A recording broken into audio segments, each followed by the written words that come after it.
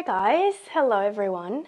Welcome back to a new video. Today I'm doing a Q&A and I'm really excited about this, and I'm going to do the Q&A and answer all of you guys' questions as I do something that I've never done on this channel before, is that I made some tea, so feel free to make tea. Get yourself a drink if you don't have one yet, because this might be a bit of a longer video. But I'm going to be cleaning up mushrooms. Like, we've picked so many chanterelles. This is a bunch that I've already cleaned out and that is ready to get boiled and then put into the freezer. We picked over 5 kgs of these, so that's about like 6 or 7 bowls full of this. So yeah, after a few days of eating mushrooms for like breakfast, lunch, and dinner, you're kind of sick of it, and well, at least I was. And so now the intention is to just finish this, boil it all, put it in the freezer, and then be so excited whenever I want to eat mushrooms again and them being available. So it's going to be a more quiet version than the ironing Q&A that we did the last time. And yeah, I hope you enjoy it. By the way, picking mushrooms is one of the things that I want to offer on the retreats, on the Heidi retreats. I'm hosting a retreat in a few weeks now, actually this month, which is so exciting. And it's fully booked. We've got 4 guests. We want it to be intimate, so we're not taking in more people for this edition. It's our first retreat as well. And yeah, there was some people in the questions. So like one of the question was, will you have more retreats? Yeah, we don't know yet when we're going to do one again, but of course, as soon as I know, I will let you guys know. For those of you who are subscribed to the newsletter, you'll get notified. If you aren't yet and you want to be updated, you need to sign up to the newsletter regarding all the news regarding the retreats. If we're going to do one again this year, it will be in like October. But if not, then it will be next year. And our goal is to be organizing retreats along with the seasons. And so have the summer, spring, winter, and fall editions being all different from one another, so that, you know, if you wanted to join multiple times or 2 years in a row, but you came at a different time, you would have a different experience and different workshops, different activities that are aligned with whatever season that we're in. Okay, let's move on to the next question. So a few of you asked, how are you? How is your health journey going? So I wanted to give a little bit of an update because for those of you who've been here since a few years, last year I went through a massive like burnout, depression. I had panic attacks. Like, it was really intense. As most of you have noticed, and have commented about, I'm doing so much better this year. I actually started medication in the winter, so like a bit before Christmas, and that was really what my body needed at the time, and I've been on it. Sometimes I'm doing so well now that like I forget to take it, but I try not to forget for too long, and usually I get back on track.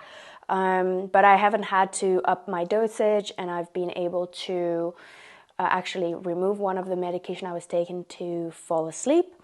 So yeah, I'm only just taking one medication now, and it's the smallest dosage I could possibly take of this one. And so yeah, we'll see, but I guess that if everything is going well, we'll probably try to reduce it or even completely remove it, maybe at the end of this year or something. But yeah, we'll see. And also how the body reacts to that. I've been feeling like physically a little bit different than I usually do, in the sense that I don't know if it's the medication I take or if it's just like I'm changing and I'm growing and I'm becoming a different person. But I feel like I've been craving more like lower intensity types of sports and workouts. And that's why actually I got more into Pilates this year and did a training in Pilates. I'm doing a training in Yin Yoga also in like a month from now. And yeah, I've just, coming from like a very like cardio, endurance, triathlon background, it's been kind of interesting to notice that shift. And also, there's also another thing is I started like weightlifting, or not really weightlifting, but like working out with weights. And that's also very new to me, but I've actually really enjoyed. And, a lot of you have been asking about like, what's your current workout routine? And I'm sure I'll do one of those like at some point, I promise, because I know you guys really want to see that. But honestly, it's just been so varied from week to week. Like, yeah, and I've been like kind of signed up at the gym since November, and honestly, it's been so nice. Like, I go to classes, I do my own workouts.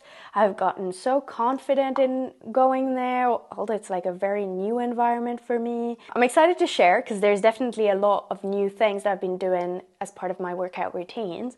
But yeah, healthfully, I've been really doing well. My sleep's been better now that I've also quit coffee a few weeks ago because I wasn't doing too well. Like, I saw how it was impacting my mental capacity. And for a lot of people, like, coffee makes them more focused, more mentally clear. But for me, it was actually the opposite. Like, it made my head really foggy and messed up with my sleep, and then I would wake up tired every day. And honestly, that's the only thing that I've changed. And then also getting into a bit more of a regular routine, but it's, yeah. And every time I don't eat coffee, but I drink coffee regularly, that kind of thing happens. So if I have it occasionally, it's fine. But if I start having it like multiple times a week or every day, then it starts really impacting me negatively. And yeah. Anyways, that's it for how I'm doing and my health. And how has your life changed since South Africa? So I think that was a very interesting question because, that was a massive shift in my life, and I've moved back home after being away for a year and a half. I mean, so much has changed. And often sometimes, like when I think about my time in South Africa now, I even sometimes feel almost like it was this like distant dream. Like almost like it wasn't real. It did happen, but it feels surreal to me in a way that like I lived there for a year and a half, and all of that time, and that I rented a house, and I don't know, but it was a wonderful time, and I do not regret, absolutely not, going to live there for a while. I would say what has changed is that once I cut cords with South Africa, I really started to feel more rooted here again. And that doesn't mean like I haven't kept in touch with people there. Like obviously Kayla, the girl who was my best friend there and still is my best friend, and we used to live together. We call like basically every single week for a few hours to catch up. So we've remained really close. But I would say what has changed is that I've come back to the same place that I used to live before. I think like what has changed a lot this time around compared to like when I lived in Berlin for 3 years and then came back here is that this time around when I came back, I was first going through a really tough time. And second, I guess like that tough time along with everything that I went through really showed me who were the people that I wanted to have in my life, who were the people I was still aligned with, and then also meeting new people. So I would say that was the biggest shift, is that my social life and my friend groups have shifted a lot, and I've met a lot of new people since I've come back, although I've come back to the exact same place. And then there is also older friendships that have remained, but I would say like there's also a lot of new people that I've met, and yeah, I'm just experiencing this same place completely differently now.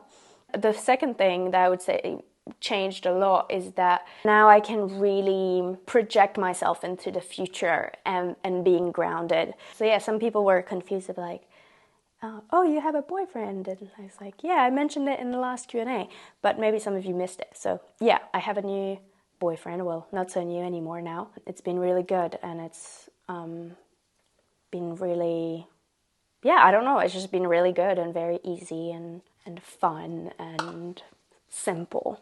And I needed that in my life. I needed simple so I could have more energy to put into what I do on here, what I want to do in the world, and, you know, host the retreats and all of that. Big thank you to Squarespace for sponsoring this vlog. I've been using Squarespace myself for 5 years, and I'm so happy with their service. Squarespace is an amazing platform to create your own website, online store, or blog. The tool of creating a newsletter and mailing list has been super helpful. This is something I'd never done before, and also a really good way to stay in touch with the community.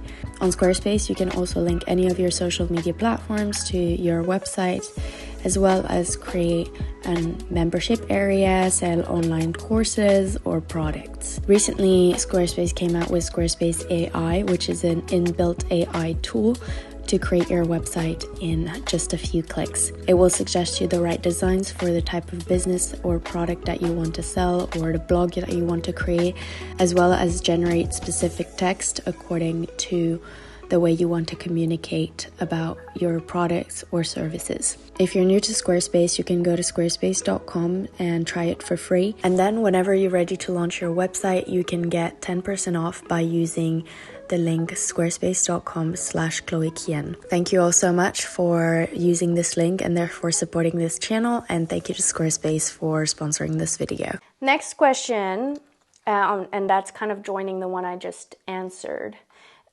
Is how did you go about dating before meeting your boyfriend, and how did you two meet? I gave my time to heal, and I started to really feel better. I was ready to date again. And so then I went back on Tinder, and I went on a few dates.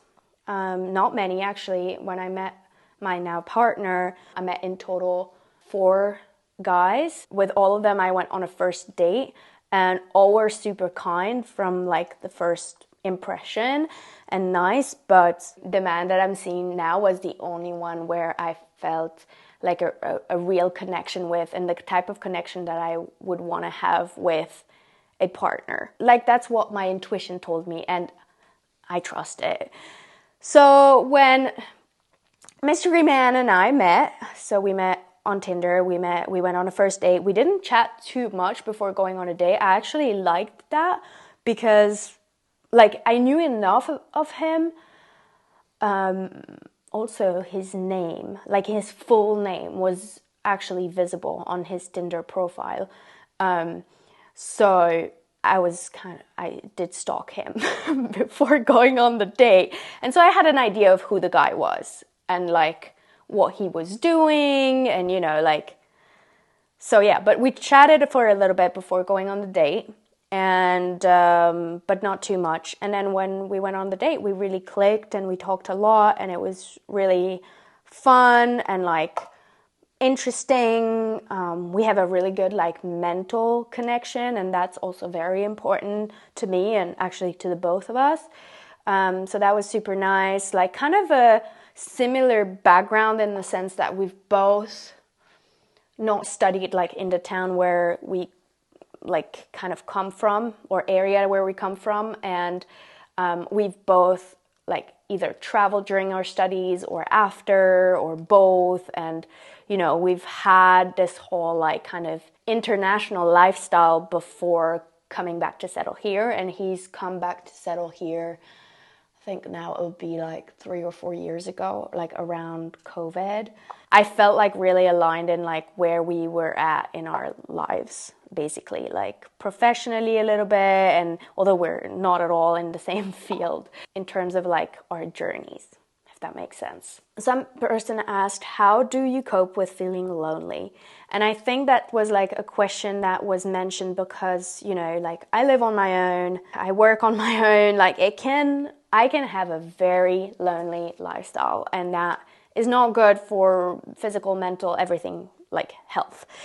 And so how do I cope with feeling lonely? Honestly, like I think for me, moving back to being close to family was like major, because when I'm near family, like I don't feel so lonely anymore. If you're feeling lonely, like there might be a need in your life that's not being met, and we are social, emotional beings, and we need connection. We are wired for connection, for attachment, for being interdependent with other people. And so I think like really taking that seriously is the best thing you can do for your health. For me, being close to family really helps with loneliness when living alone. I've also met a lot of people and a lot of my friends who live on their own, so I would spend a lot of time with them, or they'd come over, I'd come over. I've been very lucky to have an amazing neighbor who's almost kind of like a flatmate at times. So if I ever felt lonely, or I needed to talk, or I wanted to have dinner with someone, like I would invite her over, or I'd pop into her place and have a cup of tea. It's a good balance of like enjoy your own alone time, but maybe if you're feeling lonely, is that because you're not connecting enough with other people? And for me, like as soon as my friend group like kind of formed again, and I started seeing people on a regular basis, and I knew who my people were, and then also having a partner, that's important. Like in my opinion, like for some people maybe they're happy on their own, and I fully respect that, but for me, I know that for me to really thrive, like I thrive best when I'm in relationship, and that doesn't mean I don't thrive when I'm not.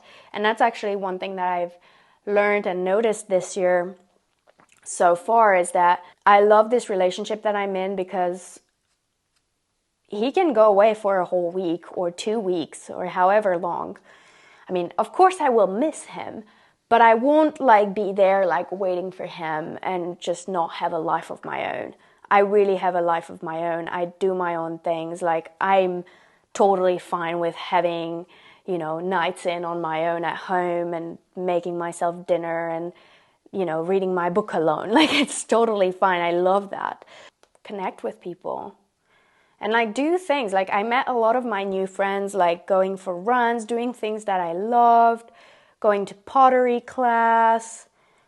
How else did I meet people? Just talking to people. Like if you go to a coffee shop regularly and you start getting to know, the waiters or the owners or other people who go to that coffee shop. Like I've met so many people like this, and I thought Switzerland was like so close-minded and people would not talk. But I was closed. I think like now, like if you're open and stuff, like then people are rather open. Maybe not as much as like they would be in other countries, but like you can still meet people. Okay, next question is, what are your thoughts about sustainability in your fashion content? Why that big change? I think that person is referring to the fact that like I'm sharing more fashion content now, that all the fashion that I'm sharing is not all like ethical, slow, sustainable fashion, quote unquote. I used to work and still do work with a lot of, sustainable. I think saying sustainable fashion is kind of like an oxymoron, because fashion in itself is not sustainable. Like, let's just put it that way. Yes, clothes are a necessity, but fashion is not. And it's not sustainable, really. Like, it's like, yeah, maybe you can buy clothes that are going to be lasting a longer period of time or that are made out of recycled materials, but is it sustainable? I don't think so. So I think already with that, like, I don't agree with the whole thing.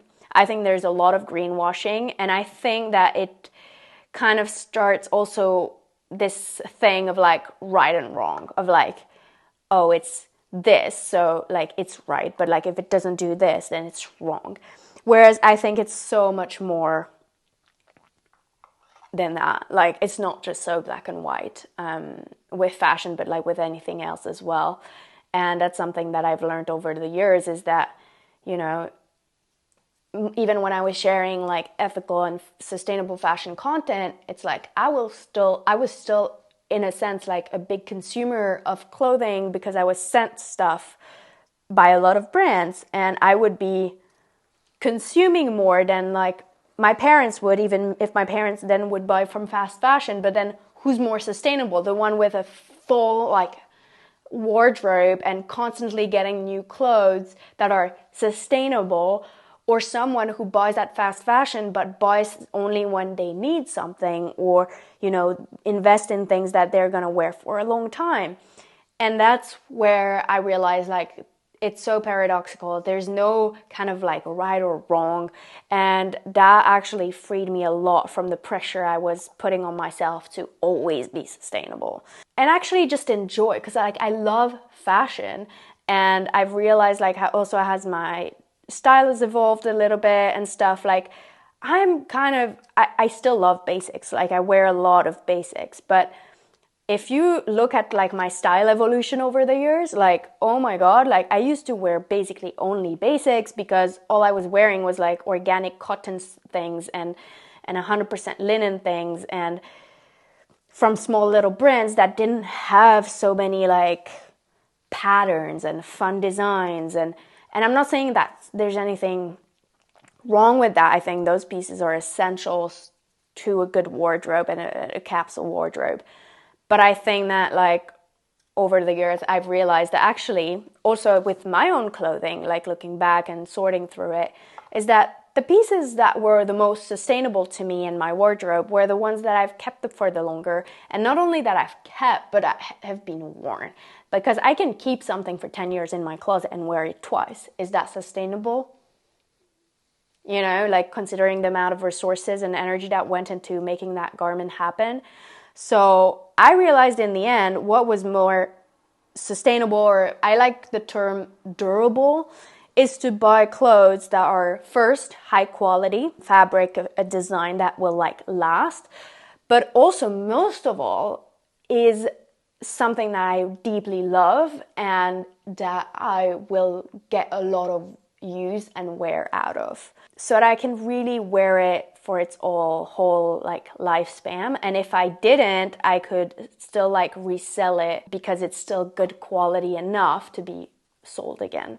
And so that's why I've kind of like stepped a little bit away from super small like slow fashion brands only, is because just like that was also not very realistic to me and also to a lot of people, honestly. It's made me a lot more explorative, a lot more curious about fashion, and also a lot more personal or unique about like my own personal style and experimenting with things and really getting to know myself and what I like to wear now. We grow and we change and we evolve, and that's how I feel about the sustainable fashion thing that the industry is trying to make us believe, and in the end, like, who's actually really sustainable. And yeah, I think like the most sustainable thing we can do is to wear the clothes that we already own more, and whenever we invest in clothes that we will wear and rewear and rewear and rewear and be excited to rewear, so that we don't need to constantly buy new things. Okay, so there's a lot of questions about my French channel and why I haven't posted on there. Today I actually recorded a video for that channel, and it will be my first video in like a few years. So I'm so excited, and it will be up as soon as possible. If it's up by the time I upload this video, I will share it in the description, but most likely it will be after. So, but yeah, follow me on Instagram. I post on there anytime I upload a new video, so you don't miss it in my stories. And yeah, I'm so excited to be back on my French channel and for the French-speaking people over here, or the people who learn French and just want to learn together. So last questions are about the future, and I think that's a great thing to end this video on, because I've been talking for like 30-something minutes, I think. Where do I see myself in 5 years? Where do I see myself in 10 years? And what are my goals for 2025? So that's a lot of things. So I think I'm going to answer everything as best as I can. So I would say already like the end of 2024, because we're kind of just over halfway of 2024. And for me, like after summer, there's still quite some time, and I like to still finish things up before the end of the year and like put things into my calendar. So my goal by the end of this year is to complete a yoga teacher training in Yin yoga. I've actually already signed up to it. I'm going in September, and I'm so excited. I love Yin yoga. It's so like relaxing. It stretches your whole body. Like it's just so good. It feels like it's like if yoga was if a type of yoga was a hug, that would be Yin. It's so nice. It's just like such a lovely wind down and letting go practice. That's one of my goals. I did a Pilates teacher training in the spring, and both of these trainings are 60-hour trainings that are part of the 300-hour training, but I'd like to do a 200-hour training as well. So I'm still looking for one, and that could be by the end of this year or in 2025.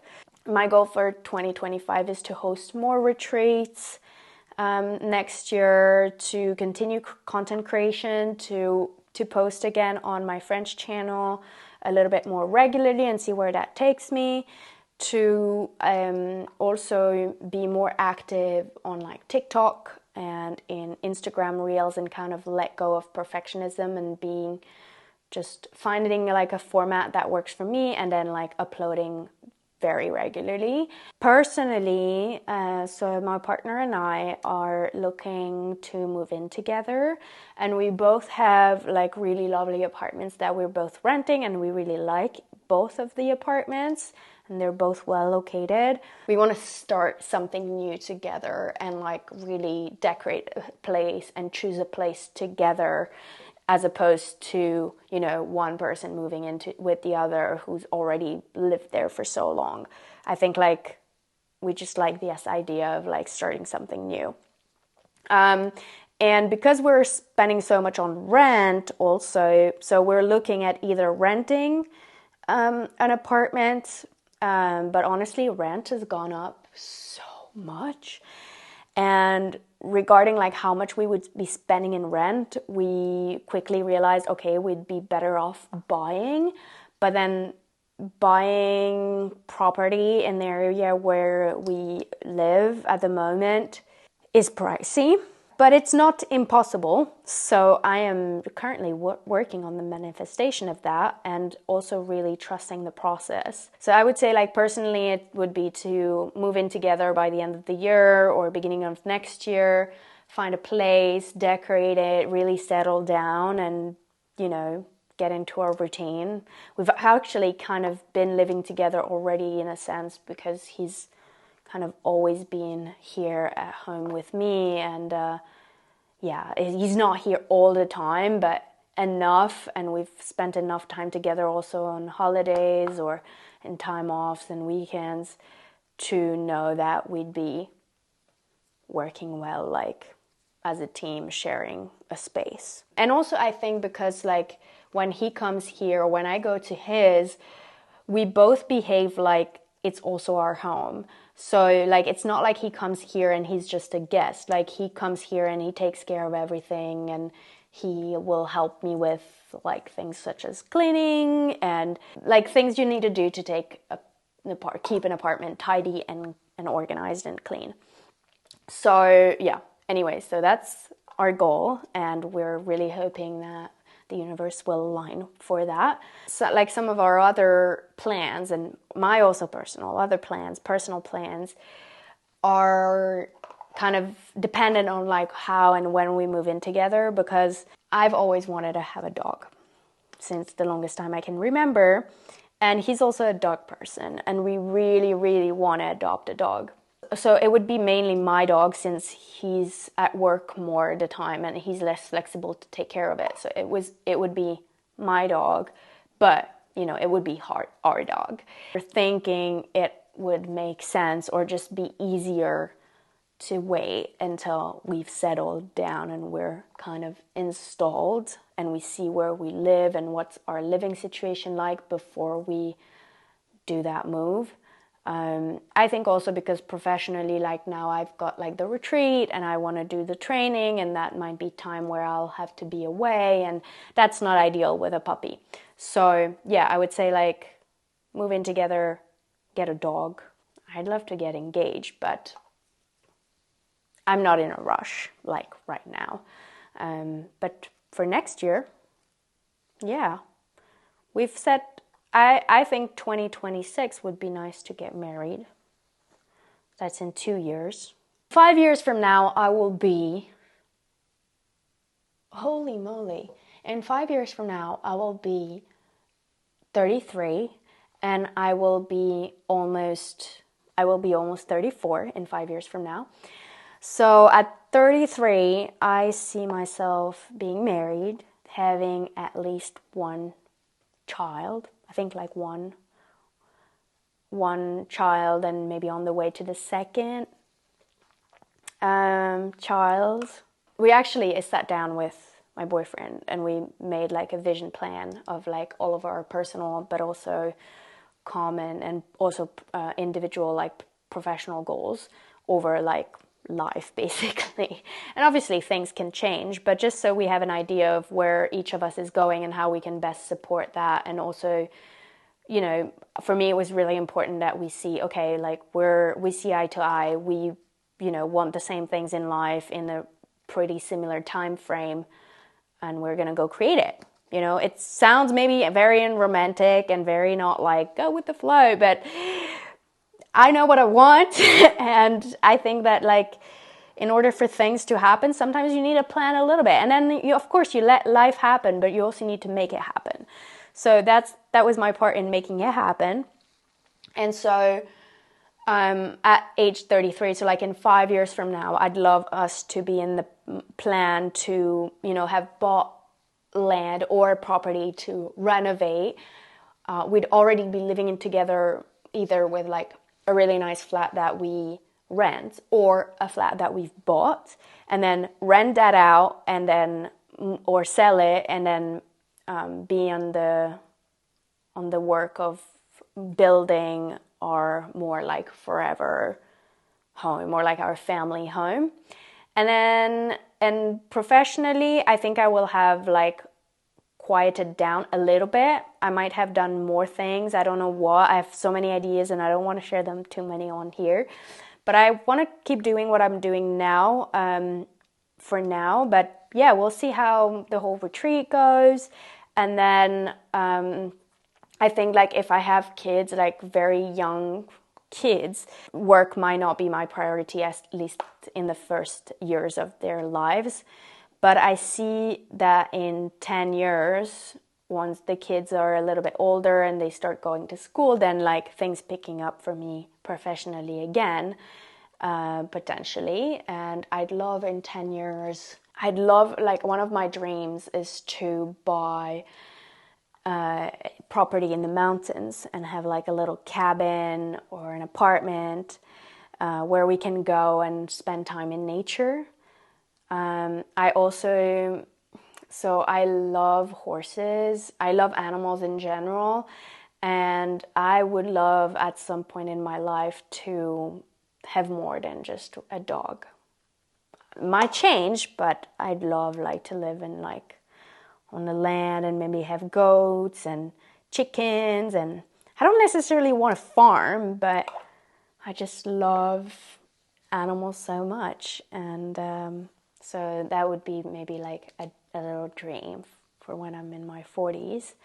I'd love to be inspiring and teaching people practices such as Pilates and yoga and meditation, so that people can feel and become their best version of themselves and heal their mental and physical health in a gentle way. Maybe to do like one-day events and things like that. And also and that's also something I want to do already like next year, just so that we have another offering, not just like the 1 week retreat, and then also collaborate with other people, maybe like sound baths and, you know, like different things, bring on new people, create a space where, you know, we can collaborate. Who knows? But I also know a lot of women, when they get pregnant and then have their first children, it changes their views on a lot of things. And I don't know if that's going to be the case for me, but I'm also really open to that. And also open to like opportunities that show up, you know, like conversations that are happening, new people that I get to meet, and new ideas that stem from that. So yeah, I hope that answers you guys' questions, or at least the most of them. Thank you all so much for being here, for watching this video and me cleaning up mushrooms. I've still got a little bit more to go, but I think I'm just gonna like wind down for the evening, finish that up. I could still be talking to you guys for an hour, but I think this video is gonna be long enough already. But thank you for sending out your questions. I'm looking forward to doing a Q&A like that again in the future. And yeah, let me know down below if you know anything about mushrooms, and if that's something that you want to do, or which mushrooms is your favorite and you know where to pick it, or what should I be doing in my next Q&A, because we done ironing and mushroom cleaning already. So send out your ideas and suggestions, because I think we're starting a new trend here. All right, thank you so much, and I'll see you all very soon. Ciao.